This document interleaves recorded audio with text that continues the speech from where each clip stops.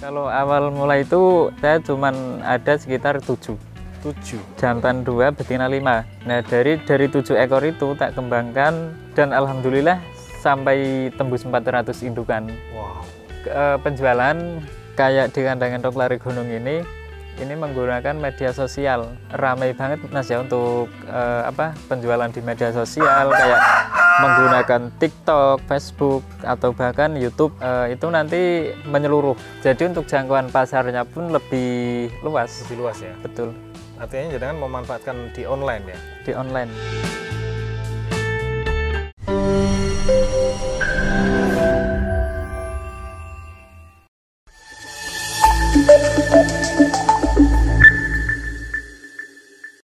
Halo warga Taniling, di siang yang cerah ini saya menyambut warga Taniling langsung di dalam kandang ya, yaitu kandang mentok.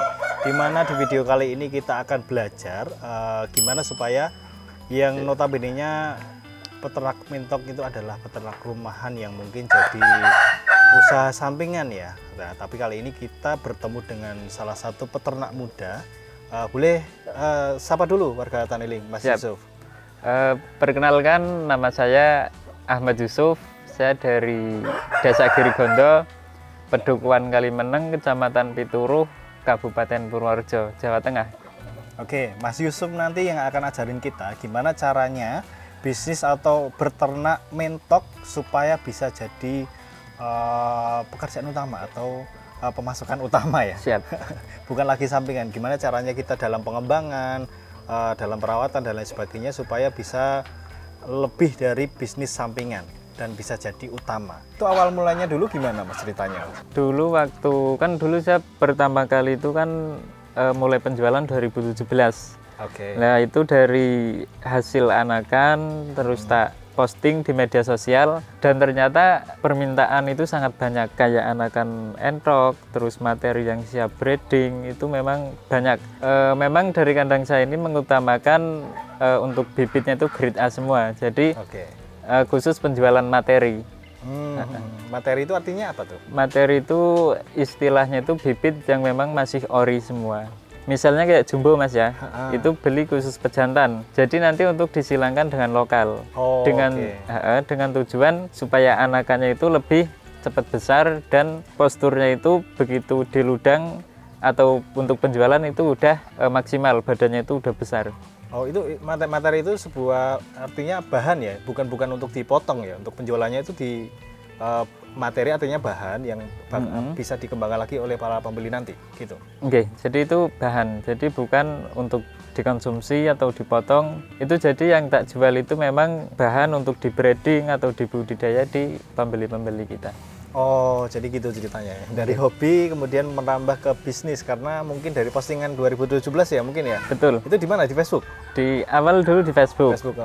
Terus merambah ke YouTube. Jadi kayak YouTuber itu banyak yang masuk Mas. Dan itu alhamdulillah sangat membantu.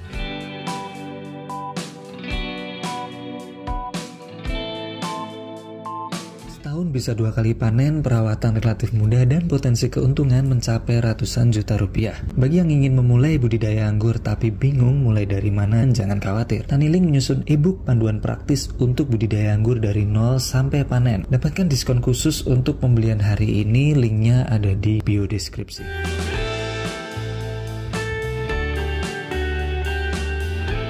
Pada saat itu mungkin sampai sekarang karena zamannya media sosial ya Mas ya mungkin ya. Tapi apakah dari 2017 mungkin sampai sekarang itu apakah ada pencapaian atau apa yang bisa kita lihatkan ke penonton nih? Kalau untuk pencapaian beli roda 4 itu dulu hasil penjualan Rambon itu sekitar terjual 60 paket. Per satu paketnya itu jantan 1 betina 5. Dulu itu tahun 2020-an, 2020-2021 itu per paketnya kena 2 juta. Jadi saya dapat 120, terus sebagian untuk beli kendaraan roda 4 tidak terlalu bagus memang, cuman bisa untuk pengiriman saya juga. Dan itu semua butuh perjuangan, butuh proses. Semua usaha mungkin punya tingkat kegagalan masing-masing Mas ya. Itu tetap ada ujiannya, cobaannya. Dan di situ kita memang belajar Jadi misal kayak saya ini memelihara enrok, apesnya terkena mata biru atau terkena kelumpuhan, dan bahkan dari situ pun saya harus belajar ini cara mengatasinya gimana. Ketika kita gagal tapi tetap belajar, nanti kita akan bertambah ilmu juga untuk mengatasi problem-problem tersebut. Dan itu belajar dari pengalaman ya. Betul. Nah, sekarang ini Mas, mungkin dari yang saya katakan tadi itu ada peternakan entok yang jadi sampingan. Itu kalau dari Mas Yusuf sendiri, yang dilakukan inilah di Lari Gunung ya, di Lari Gunung kandang entok ini, gimana supaya ini bisa menjadi bisnis utama, Mas? Kalau awal mulai itu saya cuman ada sekitar 7. Jantan 2, betina 5. Nah dari 7 ekor itu tak kembangkan dan alhamdulillah sampai tembus 400 indukan. Wow. Jadi dari indukan satu dengan indukan satunya itu sebagian kan yang satunya itu tak ambil betina-betina, sebagian jantan. Jadi ketika jantan itu perbandingannya tidak tepat atau terlalu banyak jantan itu sebagian tak jual. Dan selain itu dari anakan pun harus bisa membedakan jantan atau betinanya. Itu supaya bisa memilih jantan betina untuk di breeding selanjutnya. Jadi begitu untuk penjualan, jantan sama betina disesuaikan untuk pembeli-pembeli dan sebagian disesuaikan untuk dibesarkan generasi indukan juga. Inspirasi mungkin dari latar belakang itu sudah cukup ya. Karena kita akan bahas juga mengenai budidayanya. Supaya kita juga tahu nih hasil dari Lari Gunung Kandang Entok ini bisa sukses ini itu sebenarnya budidayanya itu seperti apa? Mungkin bisa kita mulai dari apa Mas? Dari manajemen kandang dulu atau pakan atau apa tuh? Ya, itu saya ngikut aja. Dari manajemen kandang dulu kandang bisa. Dulu boleh, oke.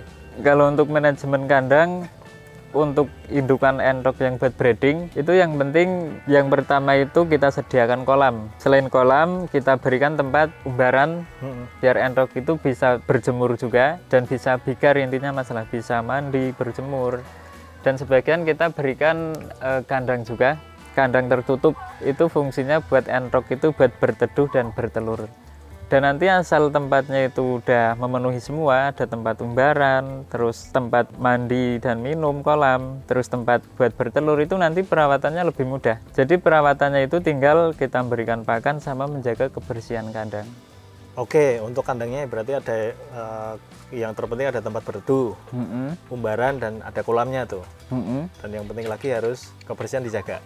Betul. Tapi apakah harus dikasih pagar juga untuk perlindungan atau apa tuh? Itu dikasih pagar supaya enrok itu tidak keluar. Oh, cuman nggak keluar aja? Soalnya kalau keluar itu resiko enrok itu kawin silang dengan hewan tetangga, itu yang pertama. Terus yang kedua, enrok itu akan mudah terkena virus. Oke. Soalnya kan kayak di area luar kandang itu kan kita sendiri nggak tahu hewan tetangga itu ambil dari pasar atau dari mana yang memang terjangkit virus, itu kan membahayakan hewan ternak kita. Jadi untuk mengantisipasi lebih baik di pagar. Oke, mungkin kita akan lanjut untuk membahas pakan dan juga nutrisinya nih. Dari pakan sendiri yang indukan sama yang anakan itu ada perbedaan nggak, Mas? Itu yang anakan itu perbedaannya itu untuk jenis pakan jelas berbeda. Kalau anakan itu pakainya kan full fur sampai 25 hari, itu diberikan pagi sore. Dan untuk yang usia 1 bulan ke atas itu udah pakai pakan campuran. Jadi pakainya itu nasi aking, katul, tak tambah sedikit fur. Itu buat yang usia 1 bulan ke atas, itu buat pertumbuhan juga. Soalnya kalau di full fur itu nanti bulunya itu akan ambrol, jadi nggak kuat. Oh, malah rontok ya? Rontok. Kalau untuk pakan indukan, saya pakainya itu nasi aking, katul halus sama konsentrat 144. Itu 3 jenis itu tak berikan pakan pokok itu saya memberikan 1 hari 1 kali habis maghrib. Gunanya itu biar menjaga kestabilan nafsu pakan enrok ini. Jadi itu dari dulu memang untuk indukan itu tak berikan pakan 1 hari 1 kali habis maghrib. Dan kalau makan habis maghrib itu enrok itu kan setelah makan dia langsung pada istirahat. Dan yang mau bertelur pun akan mendapatkan nutrisi yang lebih maksimal juga. Nah terus yang pagi sama siang itu gimana tuh? Kalau pagi biasanya jarang Mas tak berikan pakan. Paling cuma tempatnya tak bersihkan. Soalnya kalau diberikan pakan 2 kali 1 hari, kadang nafsu makannya itu hilang. Kalau nafsu makannya itu udah hilang, itu nanti pengaruh dalam produksi telur juga.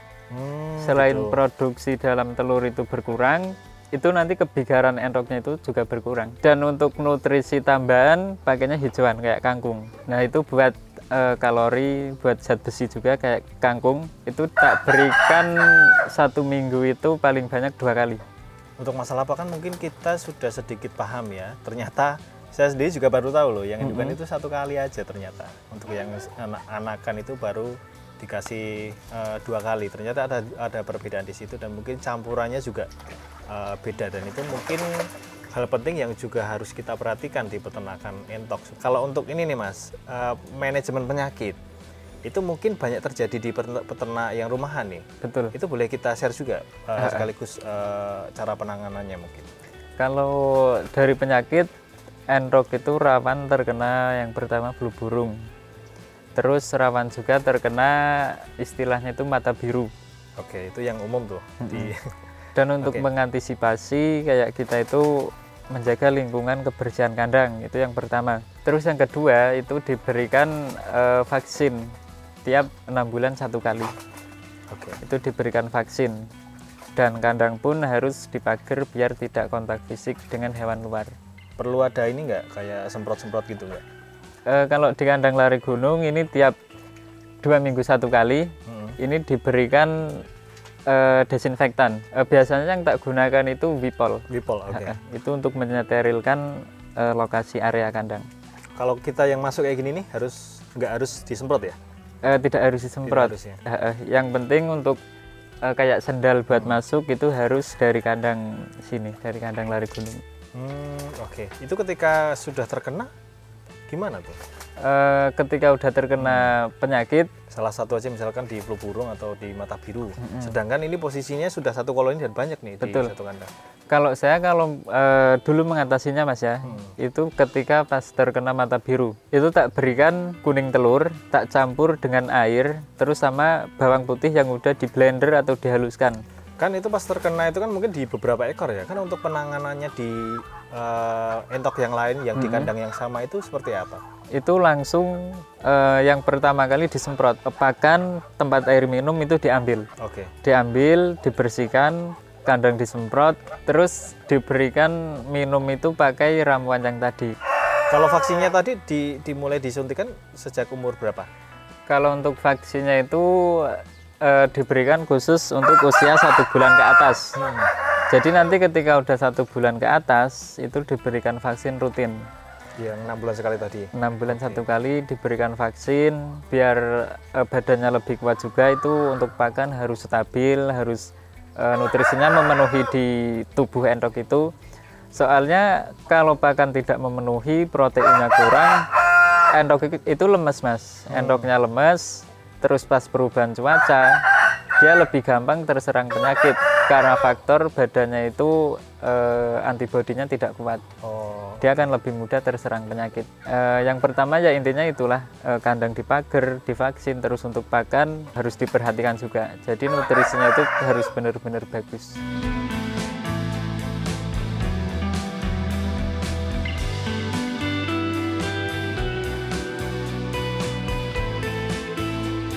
Oke, mungkin pertanyaan terakhir nih Mas, mengenai dari segi penjualan atau mungkin hitung-hitungan dari modalnya, penjualannya. Apakah kita mulai dari segi modal dulu, semuanya lah, dari pakan, apa namanya tadi, perawatan, disinfektan dan lain sebagainya. Itu bisa nggak kita ringkas kira-kira berapa sih atau apa gitu? Ini kalau untuk kapasitas indukan jumbo kan ini ada sekitar kurang lebih, kalau total yang mendekati sekitar 100-an lah. Dan kalau untuk metalik itu kurang lebih di sekitar 20-an ekor. Dan untuk biaya operasional kayak pakan, terus untuk desinfektan buat nyemprot ini, dan untuk biaya listrik itu saya memberi anggaran ke kandang ini per 1 bulan itu 3 juta, dan biasanya itu masih sisa Mas. Jadi enggak, dari 3 juta itu biasanya enggak habis total atau tombok, biasanya itu masih sisa.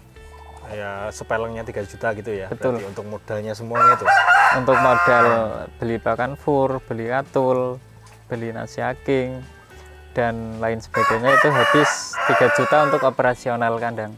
Oke, kemudian untuk penjualannya gimana nih? Karena mengingat jenengan itu ada jual telur, ada anakan, siapan, sama indukan, itu gimana? Kalau untuk penjualan dari kandang lari gunung ini memang melayani penjualan anakan, telur, terus paket indukan. Dan kayak pembeli itu kadang ada yang mau beli juga itu yang usia 40 harian.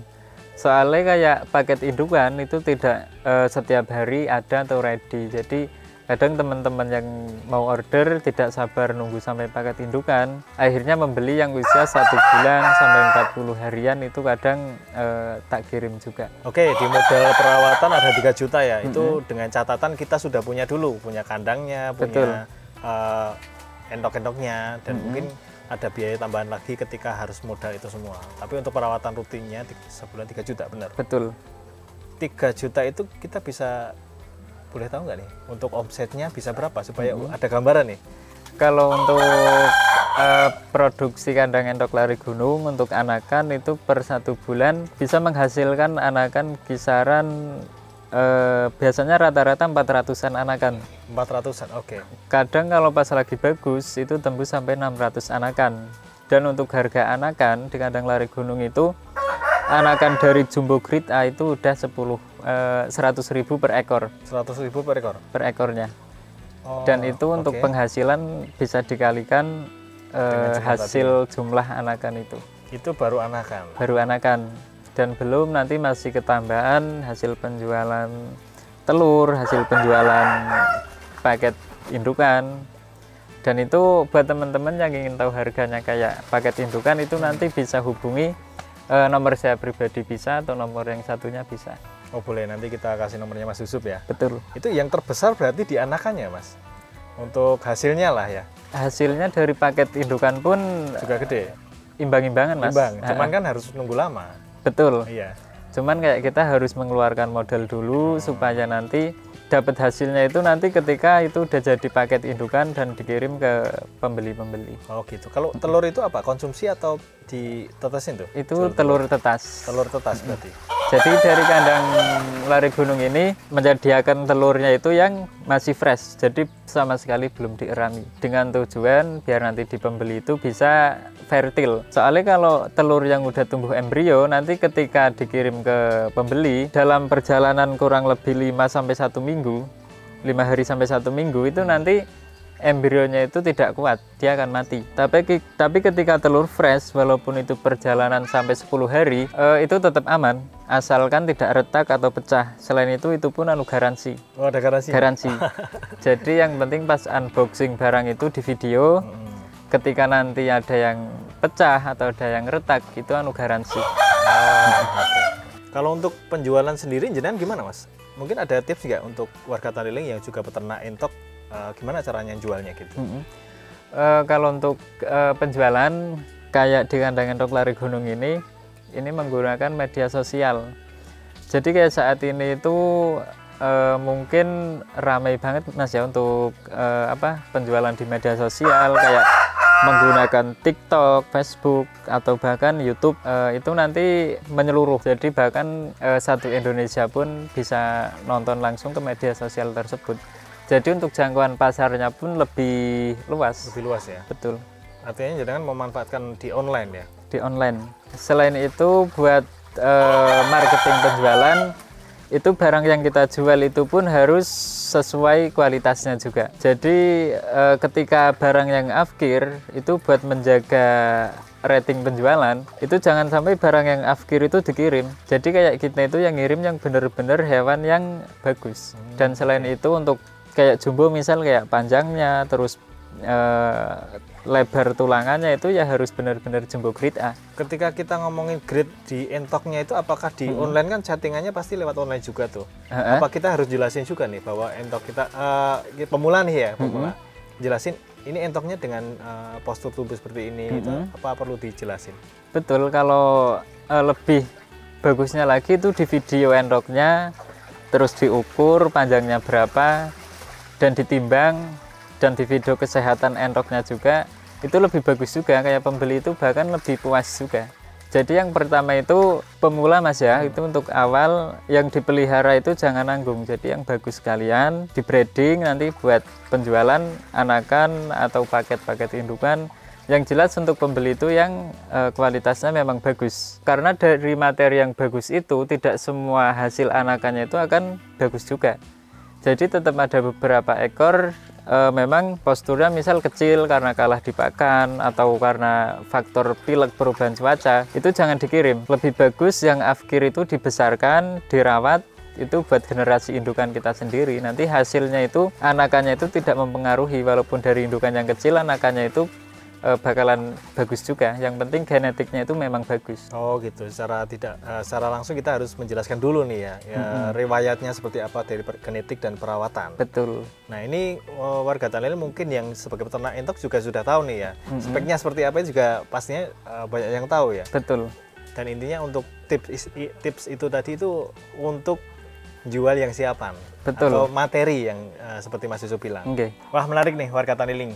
Mungkin yang kita lihat usaha entok itu usaha sampingan, di mana Mas Yusuf ini bisa mengubah usaha sampingan itu menjadi usaha utama, yang mungkin secara nominal itu lumayan ya Mas ya. Betul. Dimana saya tahu ilmu dari Mas Yusuf ini ada tekniknya yang harus kita perhatikan, walaupun itu sepele, seperti perhatian di manajemen kandang, di manajemen pakan, dan mungkin lini bisnis yang kita jalankan. Misalkan kita biasanya cuma jual dagingnya, telurnya untuk konsumsi. Lah di sini Mas Yusuf itu menjualnya sebagai materi. Artinya siapan untuk dikembangkan lagi oleh para calon pembeli. Nah, kebetulan Mas Yusuf ini tinggal di Purworejo. Tepatnya di mana, Mas? Di Desa Girigondo, Pedukuhan Kalimeneng, Kecamatan Pituruh. Nah, bagi warga yang ada di sekitar sini atau mungkin di sekitar Purworejo bisa banget datang ke sini belajar langsung bareng Mas Yusuf. Boleh ya, Mas?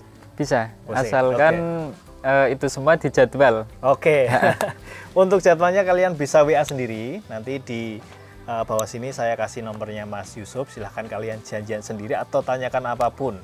Yang terpenting apabila kalian ingin mencoba berternak, bisa banget beli materi dari Mas Yusuf. Telur ada, anakan ada, bahkan siapan dan indukan juga ada. Betul. Silahkan nanti WA sendiri. Mas Yusuf, terima kasih banyak. Semoga ilmunya bermanfaat untuk kita semua dan berkah, Mas. Amin. Terima kasih warga Taniling yang sudah menonton. Jangan lupa like, komen, dan subscribe channel YouTube Taniling TV. Dan silahkan kalian download Taniling aplikasi di Google Apps. Kita bisa sharing apapun, pertanian, peternakan, perikanan. Kalian bisa juga jualan apapun, pupuk, hewan, dan lain sebagainya, bebas. Kita bisa sharing juga masalah apapun di sana. Sekali lagi terima kasih Mas Yusuf. Warga Taniling, apabila ada salah kami mohon maaf. Salam Taniling TV, Bisnis Agri tak pernah mati.